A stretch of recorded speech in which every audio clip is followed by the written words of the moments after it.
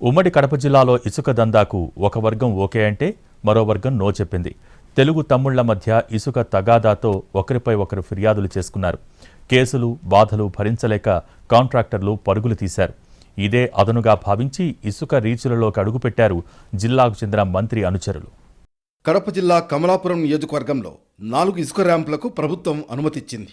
ఈ ర్యాంపులలో భారీ మెషిన్లతో టిప్పర్లకు ఇసుక లోడింగ్ జరుగుతోంది. ట్రాక్టర్లు, టిప్పర్లు, లారీలు దేనికి లోడింగ్ చేయాలన్నా భారీ యంత్రాలను వినియోగిస్తున్నారు.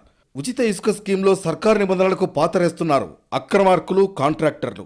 ఇదేంటని ప్రశ్నిస్తే జిల్లాకు చెందిన మంత్రి, ఎమ్మెల్యేల పేర్లు చెబుతున్నారు కాంట్రాక్టర్లు.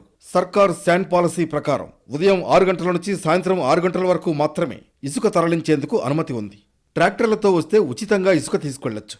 ఇతర రాష్ట్రాలకు ఇసుక తరలింపుపై నిషేధం విధించింది.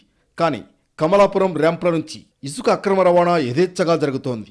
అయినా సరే మైనింగ్, రెవెన్యూ, పోలీస్ అధికారులు పట్టించుకోవట్లేదు. దీంతో ఇసుక కాంట్రాక్టర్లు మరింతగా పేట్రేగిపోతున్నారు. రాత్రిళ్లు సైతం టిప్పర్లు, లారీల్లో ఇసుక తరలించేస్తున్నారు.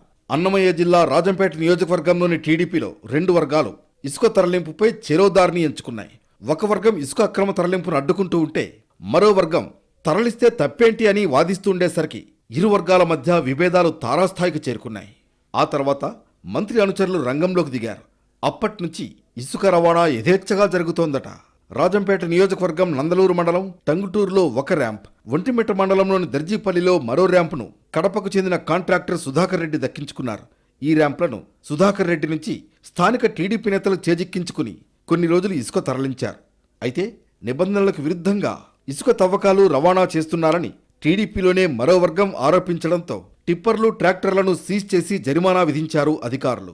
దీంతో భారీగా నష్టపోయిన టీడీపీ నేతలు వాటిని ఉమ్మడి కడప జిల్లాకు చెందిన మంత్రి అనుచరులకు అప్పగించారు. మందరంలో ఇసుక రీచ్ను వైసీపీ నేత దక్కించుకుంటే అందులో కూడా మంత్రి అనుచరులు ఎంట్రీ అయ్యేందుకు జోరుగా ప్రయత్నాలు చేస్తున్నారు. రైల్వే కోడూరు నియోజకవర్గంలోని కోమటిరాజుపల్లె ర్యాంపును కూడా సొంతం చేసుకునేందుకు మంత్రి అనుచరులు దందా చేస్తున్నారని తెలుస్తోంది.